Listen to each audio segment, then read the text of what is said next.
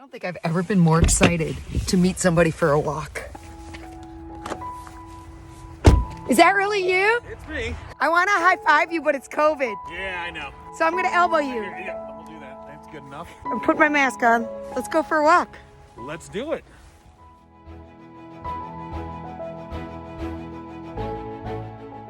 I've been trying to get you to exercise for at least, I don't know, 10 years. That's about right. Yeah, a decade. Take me back. What did you weigh? At my peak, I weighed 405 pounds. 405? Yeah. What did that feel like? Oppressive, tiring, fatigue through the day, dreading things that otherwise, you'd look forward to, seeing people going out and doing things. This overly oppressive thing that was there all the time, but in the background, and it just took the light out of life. It was just a duller existence. What do you think it was that kept you at that much weight or stopped you from taking it off? Look, I've been dieting my whole life. I've probably lost about 1,000 pounds over the course of my life. So I've tried everything, but then always gained it back. Most of the time would gain back just a little bit more each time. It just became frustrating. You just kind of give up. I just felt like I couldn't do it. It's not about willpower, because I had willpower. I mean, I tried and I tried and I tried. The various times that you and me would run into each other, you would be so encouraging and you'd say, you can do it. And I would come away from those and be like, yeah, you know what? I can do it. And I would try. It would always just end the same way, which is in failure. I didn't really have any choice. I could no longer just rule out options. I was like, I need to examine every possible option in front of me. The term morbidly obese, you're walking yourself into an early grave. I'm a father of 3 children. I really want to be there for my family. What finally made the difference? Really having an opportunity to talk to the folks at Michigan Bariatric Institute. And I just went in with I'm just getting more information. That's all I'm here to do. They were very understanding, and that's exactly how they treated it. They're like, we're just here to provide you information. Dr. Yonker was informative and understanding, got me over the mental hurdle of this is something that you can do. And instead of it being your body fighting against you, you can have your body working for you in a way that will really make a huge difference, which it has. I never dreamed that I'd be out walking with you. Pre-surgery, I would have probably been laying on a couch watching TV, being active, being with somebody I really admire and appreciate. Yay! You think people treat you different now? I do. When I come into a room, I'm more positive. I'm more energetic. People sense that. How much did you lose? I have lost 110 pounds.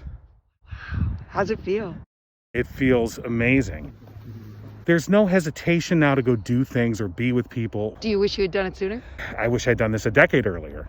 And surgery isn't for everybody, and I recognize that, but just go and talk to somebody, get information, find out if this is something that can work for you. And I think for most people who are in the position that I was in, it is something that can work for them. You're walking really well. Yeah, it is a life change. Now you're showing off you're a speed walker. Who would have thought, huh? Right? My 22-year-old son came to me not long after I had the surgery, and he said, Dad, I'm really proud that you did this. Hey, I'm really proud of you. And that was like a real moment. I wish I would have just done this so much earlier. It's hard to believe this is me now and that I can keep up with you. But You just did a mile. We're going to do another one. And you know what? I'm looking forward to it. I just enjoy life so much more. Are you sleeping better? I'm sleeping much better. In fact, I've lost so much weight now. I don't have sleep apnea anymore. I'm no longer on blood pressure medication. I'm no longer on cholesterol medication. Those medications, they have side effects. Over the years, you learn to live with them and you just don't think about it.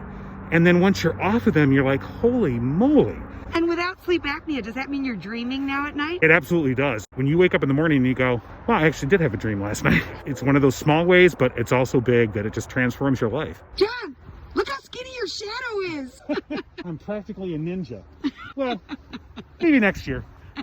What do you say to those people who say you took the easy way out to lose weight? It is not easy. You have to take seriously, and that includes support group meetings, picking up different eating habits, changing your relationship to food. Your body is no longer working against you. It is now working with you. So this time we walked, next time a marathon? Well, if we'd done this a year and a half ago, they would have been medevacing me out of here, okay? So we just walked 2 miles. You're doing great. You're doing great. Tell you what, let's do a 5K next. Okay. Then the marathon. All right. All right. You got it. Oh my God, that was so awesome. I can't believe how good he looks. Look at him.